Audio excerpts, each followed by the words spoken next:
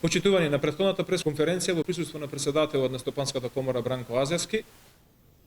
го истакнавме проблемот со енормниот раст на цените на градежните материјали и реагенси, од кои во моментот се соочува градежната индустрија како резултат на последиците предизвикани од пандемијата, а потоа и на сите оние кризи кои се надоврзаа на пандемијата, тоа се финансиската, економска криза, како и целокупна здравствена криза. На денешната пресконференција би сакале да го искористиме просторот со цел подетално да информираме за состојбите во оваа стопанска кранка, кои се алармантни и уште еднаш да апелираме до надлежните институции да се заложат за изнаоѓање на решение и поддршка на градежните компании, кои се во многу незавидна положба и обстанокот е доведен во прашање. Основните градежни материјали бележат значителен раст во минатите години. А она што загрижува е неизвестноста кога тој раст и тој тренд ќе заврши. Анализата која ја направи Сдруженијето за градежништво при Стопанската комора, а се однесуваше на период од март 2020 до март 2021, покажа енормни зголемувања на градежните материјали и прогноза за подоцнични зголемувања на истите, која се исполни и за која сме сведоци ден денес. Така да, на пример, челичните профили и цевки од март 2020 до март 2021 се покачени за 33%, но во период од март 2021 до јули 2021 покачени се за дополнителни 33%, до крај на годината да бидеме сведоци дека истите ќе бележат раст на цената од 95%, што е еден од драстичните примери, кој не е единствен и кој е во оние мноштво на примери со кои се соочуваат градежниците како проблем. Од почетокот на пандемијата до крајот на 2021 година, поскапувањето кај оплатата, премазите, геокомпозитите, полимер битумените и металните профили надминува секаде над 50%. А со особено изразен интензитет продолжија тие трендови и во оваа година. Проблемот на поскапување на реагенсите и градежните материјали не се однесува само на делови од градежништвото, туку се однесува во целост. Така да погодени се и високоградбата и нискоградбата. А исто така и приватните вложувања и јавните инвестиции, што значи последиците ги трпат и граѓаните, и фирмите, но и државата. Проблемот, иако се манифестира во сите сфери, најмногу се чувствува во доменот на јавните набавки. За да бидеме појасни за што разговараме, ќе ги кажеме трите драстични примери со кои се соочуваат градежниците, а кои неминовно треба да се надминат со помош на владини мерки и постапки. Прво, имаме пример кај тековните јавни набавки. Тоа се јавни набавки кои траат повеќе години и кои се или во тек на финална екзекуција или се во најголем интензитет на градба. Тука имаме проблем со два проблеми. Првиот проблем е што во истите договори секаде е пропишена фиксна цена како услов во договорот и непроменливост на цената на договорот и на договорните позиции, со што не можеме да го следиме трендот на големување на цените, немаме никаков механизам и немаме никаков начин да ги намалиме трошоците на градежните компании, кои во моментов се енормни. Другиот пример во истата рамка е тоа што во одредени проекти постои клизна скала по која што се регулираат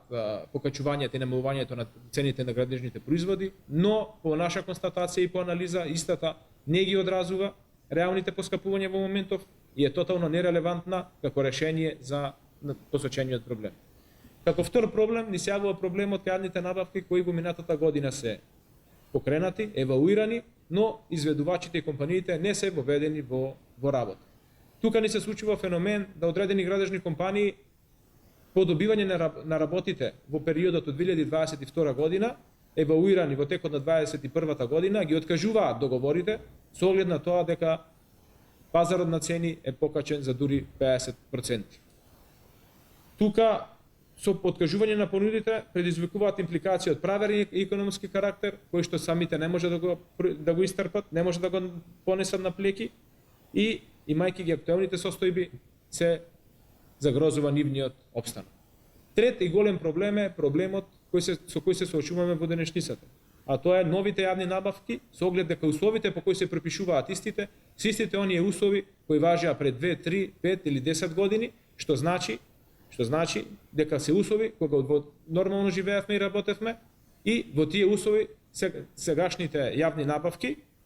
допринесуваат до голема неизвестност, дури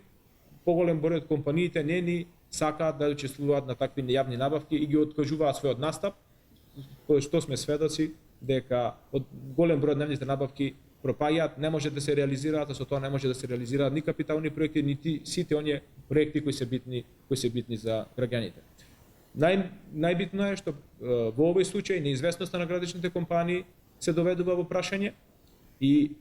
со оглед на фактот дека тоа е единствен случај во кој што лесно можеме да реагираме и да ги смениме тие услови, со оглед на тоа дека тоа не се започнати проекти и со оглед на тоа дека се случуваат денес,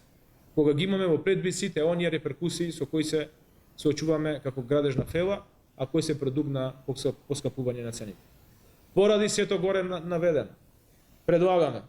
итна и неодложна средба со владините представници на највисоко ниво, во кој што ќе биде презентирана нашата анализа, ќе бидат нашите предлози, ќе бидат посочени, објаснети, детализирани, а истите се тие предлози, оние предлози кои компаниите на заеднички седници во Стопанската комора ги изнесоа и ќе бидат повторно објаснети иницијативите кои беа поднесени минатата година, а кои значеа во тоа време спас на градежништвото, а во денешно време само убlažување на последиците. И информираме дека предлозите кои се однесуваат на методологија на пресметка на разлики во цени во договорите за градење, тековно се доставуваат до владините институции. За истите ние се заложивме како Здружение при Стопанската комора, надевајќи се дека имаме и службена, но и приватна одговорност, имаме општествена одговорност, пронајдовме метод, пренајдовме методологија по која што може да се следи трендот на покачување на цените, со тоа што би го спасило целото градежништво. Тој предлог и сите оние иницијативи кои биле предложени, бараме да ги произнесеме и изјасниме на средба со највисокиот орган на владата,